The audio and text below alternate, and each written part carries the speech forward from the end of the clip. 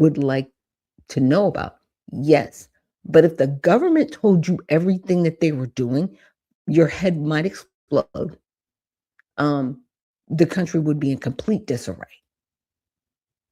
Right? It just would, because there's a lot of stuff that they do that they purposely do not tell us just to maintain order in this country.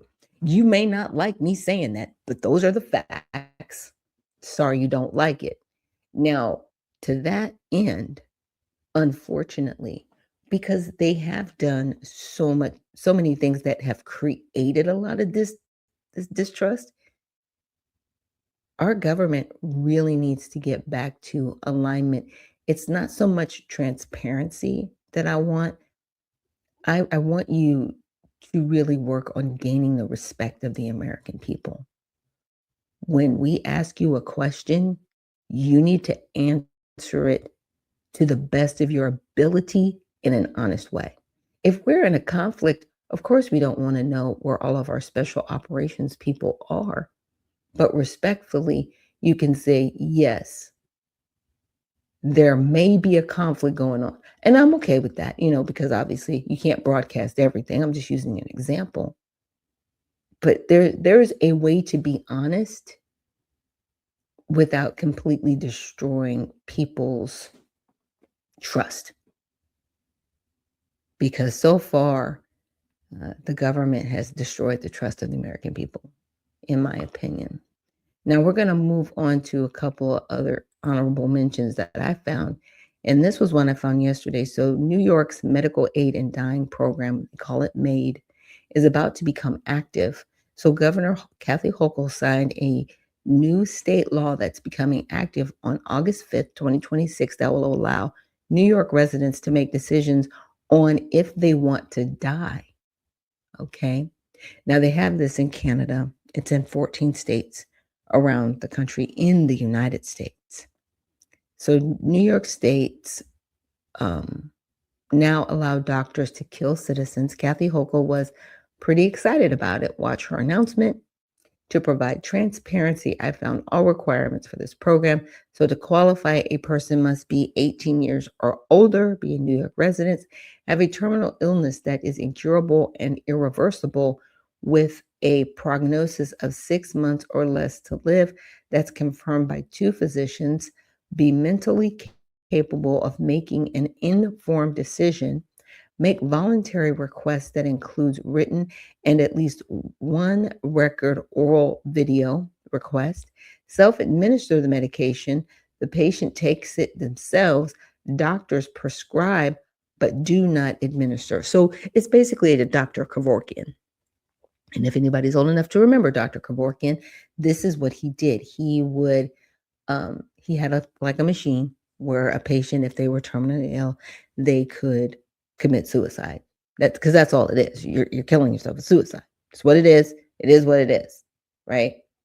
And at that time, they were like, well, it's illegal for you to do this. So there was this whole debate. Yeah, they called him Dr. Death, right? And so there was this whole debate. He went to Congress. You can look him up. Seriously, you can look him up online talking to Congress. So at that time, they were like, nope, this is a moral issue. Unfortunately, people do in their lives every day, but the government's not going to get involved, basically, right? It's still wrong. You can't do this, Dr. Kevorkian, but people still called him to do it. So he was arrested a couple times, back and forth. Now we're here. We're here where we have 14 states that have made it legal to do this. It is legal in Canada to do this. And what I find interesting is that it says, be mentally capable of making an informed decision. Nobody got to make an informed decision about being injected, right? You want somebody mentally capable to make an informed decision. No, this should not be promoted by our government. Like I said, people unfortunately do take their lives. When you do something like this, do you know how twisted this is about to become right now? What happens when any of these, I should say, statutes on the list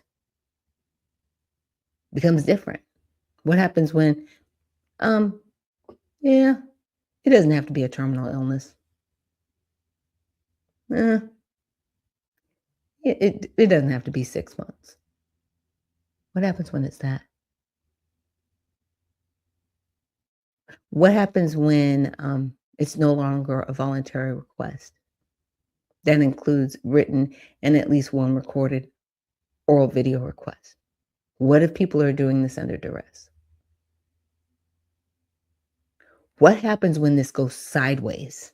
Because it will, because everything else has, everything else does. This is when I say, you know, blood is on your hands. It truly is. I want to say Illinois is one of the other states that passed this. Why would you pass such a thing? It just lets me know that the de-evolution of humanity is definitely here, because there's no respect for human life. None at all. So here's Dr. Carlson on this topic. New York State now allows doctors to kill its citizens. 𝗧𝗢𝗡𝗧𝗥𝗑𝗡𝗏 was pretty excited about it. Watch her announcement. We are now going to be making medically aided dying available to New Yorkers. I believe we've crafted an elegant solution to a problem that people have fought for. My last thoughts were sitting in a Catholic funeral, and I heard the priest talk about being called home. And I realized we're not talking about ending life, we're about ending dying early. We've crafted an elegant solution to the problem. Hey, I've got an idea. We can kill you. This idea came to me in church. Such a great time here at the funeral. How can more people experience this? To give you a little more information here, this law was signed in February. It goes into effect this August 5th, so that's pretty soon. And there are eligibility requirements, and you have to meet all of these requirements. You have to be 18 years or older. You have to be a New York resident, have a terminal illness that is incurable or irreversible, and your prognosis must be of 6 months or less, confirmed by 2 physicians. You have to be deemed mentally capable of making the decision, and it has to be a voluntary request that's written and at least one recorded oral or audio video request. And you have to self-administer the medication. So the doctor will prescribe it, and then you have to administer it yourself. So the obvious issue with this is if you're in this situation here where you have 6 months to live, you're probably in a pretty depressed state. So you may want to end your life, but as we know, things get better. Illnesses can get better. Your mood can get better. You may not want to die in a month from now or a couple weeks from now. So I think this is just the wrong move. I don't think the government should be involved at all in allowing you to kill yourself, because again, this is also a slippery slope. You give them this, and what's to say that it doesn't become some mandatory part of Medicaid in the future? Right. That part. What if you're like, okay, well, you know, you've reached 80.